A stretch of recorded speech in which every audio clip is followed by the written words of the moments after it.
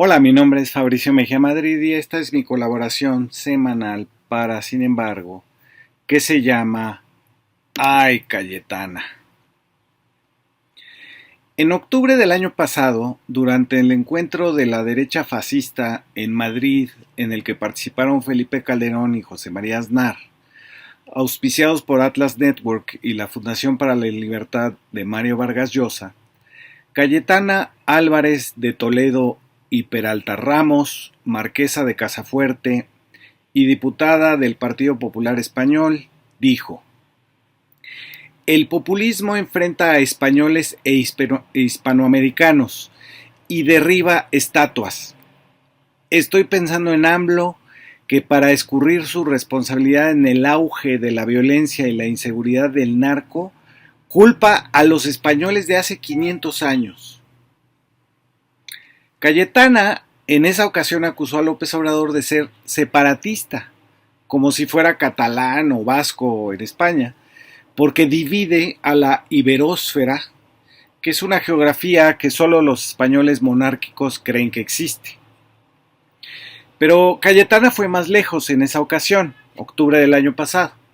Convocó a los españoles a no tener pudor a que nos digan injerencistas y habló de que, cito, la razón necesita representación.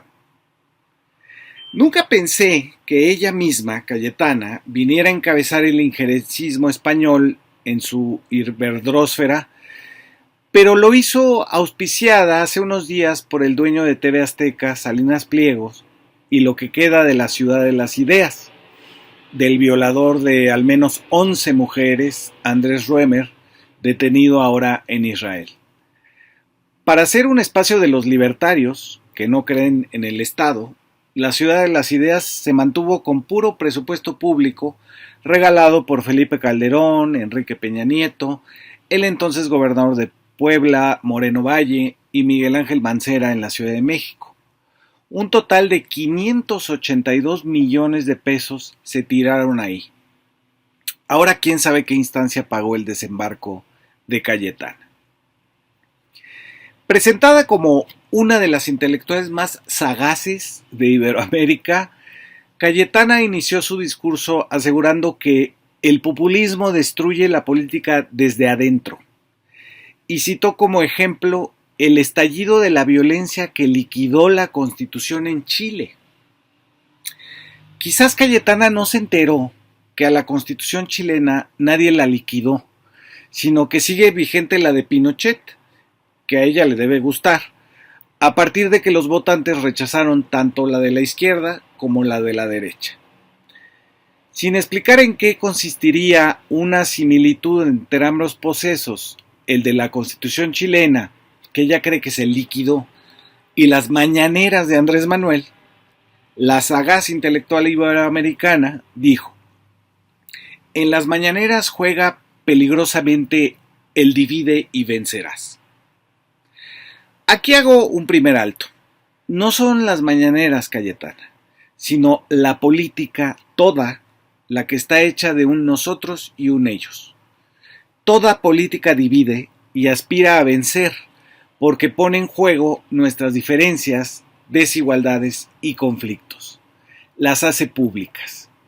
Si todo fuera armonía y unidad, no existiría la política, como no existió cuando el PRI prohibió la existencia de la izquierda para participar en elecciones, o cuando tú, dictador, por la gracia de Dios, Francisco Franco, los masacró por pensar distinto.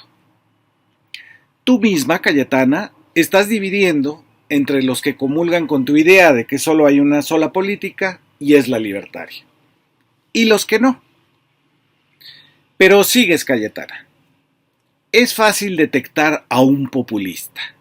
Su fin es el poder absoluto y su medio la polarización. ¿Quién sabe a qué te refieres? Porque entonces Francisco Franco, el tuyo, Pinochet y hasta tus reyes en España serían populistas porque tuvieron el poder absoluto, sin elecciones, sin disenso público, solo en privado y callando. Pero sigues, Cayetana, de frente, y dices: En realidad el populismo está al alcance de cualquiera. Basta plantarse ante una cámara y enardecer a las masas, tocar una fibra sentimental, pulsar las bajas pasiones, la envidia, el odio, el rencor, denunciar el infierno en la tierra o prometer el asalto a los cielos. Señalar a un enemigo fácil, la casta, el capitalismo, la oligarquía, Washington, los españoles. Hasta yo podría hacerlo. Soy casi tan criolla como AMLO. De nuevo, Cayetana, ignoras que las emociones son parte fundamental de la vida política. Hay miedo, como el que siempre quieren imponernos desde la derecha. Hay esperanza, hay confianza, hay indignación, hay fracaso, hay orgullo. De hecho, en España acaba de aparecer el Atlas político de las emociones y trae 46 emociones posibles. Deberías echarle un ojo. Ahora, en cuanto a que toda persona con una cámara puede ser un populista, si define públicamente a su enemigo, eso es consustancial a la política. No existiría el antagonismo social si no existiera, primero, una exclusión. De ahí que la palabra pueblo significa los de abajo, los humillados, los ninguneados, los excluidos, siquiera de tener un nombre. Tú eliges para ti misma una categoría. Te dices criolla, aunque seas española y marquesa de no sé cuántos. Pero sigues, Cayetana. Ahí vas. El populismo, queridos amigos, es el atajo de los mediocres. Para movilizar con la razón hay que valer. Qué infrecuente, pero qué maravilla cuando de pronto surge un político capaz de hilvanar razones y argumentos de forma adulta, seria, contenida, cuidando las palabras, sin trampas retóricas ni concesiones a la demagogia. Un discurso poderoso en forma y fondo en el que brillan la belleza y la verdad. En ese instante mágico, el debate se eleva. El auditorio queda envuelto en un silencio respetuoso y reverencial. La política recupera su sentido y su dignidad y con ellas el aprecio de sus ciudadanos. Aquí, Cayetana, exhibes muy a tu pesar dos prejuicios: que existen seres humanos superiores y por tanto hay mediocres y talentosos. Lo puedes creer en privado, pero es estúpido hacer política con eso, porque acabas humillando a los que se supone que son iguales en una democracia. Después te abrogas el privilegio único de ser una persona de razón y por lo tanto los demás no lo son. Has de saber que las emociones y la racionalidad en política son dos caras del mismo acto de nombrar. Por ejemplo, el orgullo de reconocer ese pueblo, esa palabreja que a ti te parece denigrante, es un llamado también a la acción y no es más o menos importante que el juicio crítico. No, Cayetana, en política los afectos y las propuestas están hilvanadas. Cuando las separas, te equivocas de ámbito. Es en la ciencia en la que están separadas, aunque los matemáticos sientan un raro placer por resolver ecuaciones.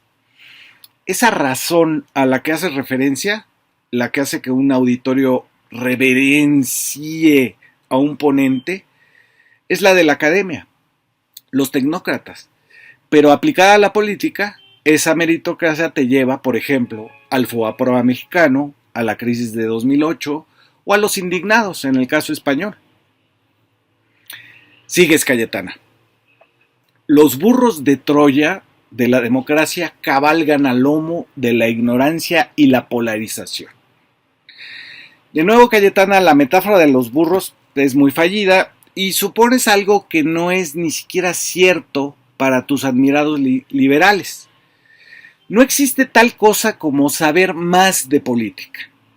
La esfera pública no es de los expertos, es el juicio de los ciudadanos sobre su propia experiencia colectiva y que le permite que el pueblo se autogobierne, que decida. Si no fuera así, nos gobernarían solo los expertos y no existiría la política y mucho menos la democracia. O sería un referéndum a favor de lo que opinan los que sí saben. Es, me parece, una perspectiva aristocrática de lo que es la política, no democrática. Bueno, pero tú eres marquesa de algo. Dices, Cayetana, se disfrazan de demócratas para reventar la democracia desde el interior. Convocan elecciones, sí, pero luego las amañan, compran votos y esas cosas. Aceptan que exista algo llamado oposición, algo llamado poder legislativo y algo llamado poder judicial, pero luego los maniatan, los someten y los ocupan. Bueno, eso, Cayetana, sucedió con el PRI. Uno de tus amigos de la Fundación de Vargas Llosa, Ernesto Zedillo, jubiló a 26 ministros que integraban la Suprema Corte de Justicia por decreto, un 1 de enero de 1995.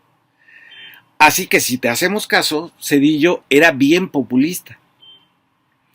Dices, Cayetana, por cierto, qué emocionantes las marchas mexicanas en defensa del Instituto Nacional Electoral. Ese es el camino de la militancia democrática, el de la movilización, el del coraje y la capacidad de desafío. Bueno, no que no creías en emociones, pero bueno, justo aquí desconoces la realidad mexicana, así como la chilena. Esas marchas fueron resultado de un engaño, de la ignorancia que tanto criticas y de la polarización aplicada a todos los que creyeron que al INE se le iba a desaparecer y no los salarios de su burocracia de élite. México, sigues, Cayetana, esta nación admirable, esa potencia económica y cultural impresionante, está siendo tomada por el crimen organizado con la complacencia de quienes debieran defenderlo. A México, se entiende. Abrazos no balazos, o más bien abrazos a los que dan balazos. El eslogan es bonito, pero el resultado es catastrófico. Catastrófico para la democracia y sobre todo para los jóvenes. Miles de jóvenes mexicanos se están matando y muriendo. Están viendo truncadas sus vidas en los cementerios y en los sórdidos pliegues de Lampa. Y esto no es responsabilidad solo de los criminales, también lo es, y principalmente, de quienes diseñan y aplican las políticas de seguridad. Cuando un gobierno no aprecia o menosprecia la ley, cuando un gobierno decide acunar amablemente la delincuencia, cuando un gobierno traslada la falacia de que las cárceles son bastiones de una cultura autoritaria y represiva, cuando un gobierno permite a los criminales quedar impunes o incluso en algunos casos pacta con ellos, el crimen avanza, prospera, se adueña de las instituciones, atrae nuevas vocaciones, se convierte en un atajo para jóvenes extraviados, en un atajo hacia el abismo. Sigue Cayetana. Llaman política del abrazo lo que no es más que una mezcla letal de incapacidad y connivencia, y además dicen que no hay alternativa, y yo quiero decir que sí la hay. Te he dejado extenderte, Cayetana, en esto de la política de seguridad mexicana, porque tu desconocimiento es apabullante. Para empezar, aquí nadie abraza delincuentes que tiran balazos. Los delitos de alto impacto, como el secuestro y el robo con violencia, han bajado 70%. Y los homicidios, que parece para la derecha la única forma de la violencia, y no la pobreza o la desigualdad de derechos, han bajado 20%. Así que desconoces cuáles son los abrazos del eslogan que te parece tan bonito. Son los programas sociales, las becas para jóvenes que estudian y trabajan como aprendices.